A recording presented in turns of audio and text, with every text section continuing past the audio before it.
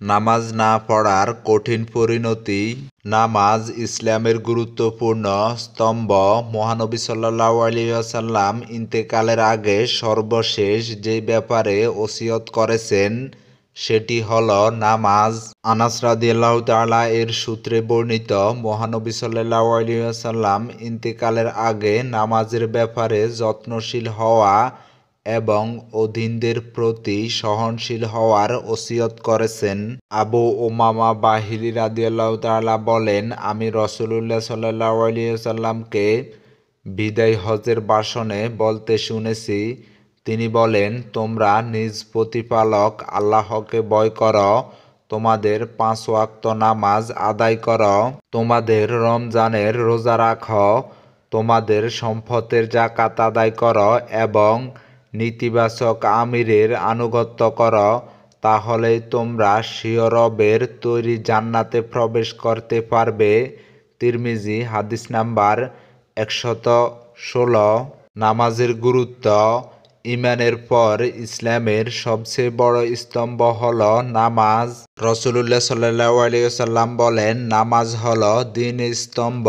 সুতরাং বড় বড় মজবুত অট্টালিকা নির্মাণ করতে গেলে যেমন মূল ফাউন্ডেশনের দিকে লক্ষ্য রাখা অতি জরুরি, তেমনি নিজের দ্বীন ও ঈমানকে মজবুত রাখতে হলে নামাজের প্রতি যত্নবান হওয়া আরও বেশি জরুরি।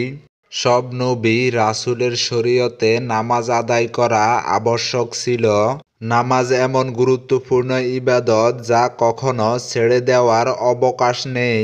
রাসূলুল্লাহ সাল্লাল্লাহু আলাইহি ওয়াসাল্লাম বলেন, তোমরা দাঁড়িয়ে নামাজ পড়ো, যদি দাঁড়াতে সক্ষম না হও তাহলে বসে আদায় করো, তাতেও যদি সক্ষম না হও তবে শুয়ে আদায় করো। সহিহ বুখারী, হাদিস নাম্বার 1117। বেনামাজির শাস্তি। নামাজ না পড়া জাহান্নামে যাওয়ার কারণ। আল্লাহ তাআলা পবিত্র কোরআনে ইরশাদ করেন, জান্নাতের অধিবাসীরা জান্নাতে যাওয়ার পর জাহান্নামীদের জিজ্ঞেস করবে, কোন জিনিস তোমাদের জাহান্নামে নিক্ষেপ করল?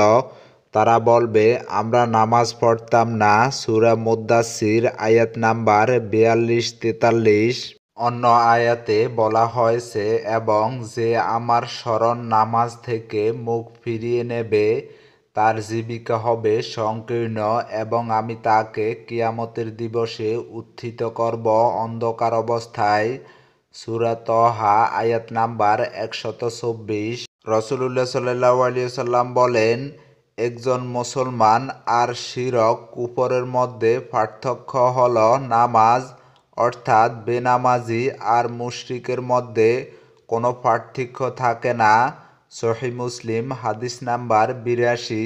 এছাড়া মহানবী সাল্লাল্লাহু আলাইহি ওয়াসাল্লাম বেনামাজির শাস্তি সম্পর্কে বলেন, জাহান্নামে তাদের মাথা পাথর দ্বারা চূর্ণ বিচূর্ণ করা হবে। সহিহ বুখারী, হাদিস নাম্বার 1143। নামাজের ব্যাপারে তাই সব ধরনের অলসতা দূর করে অত্যাধিক যত্নশীল হওয়া আমাদের অবশ্যই কর্তব্য। আল্লাহ তাআলা বলেন, তোমরা নামাজের প্রতি যত্নবান হও, বিশেষত মধ্যবর্তী নামাজের ব্যাপারে, আর আল্লাহর সম্মুখে দাঁড়াও একান্ত আদবের সঙ্গে। সূরা বাকারা, আয়াত নাম্বার 238।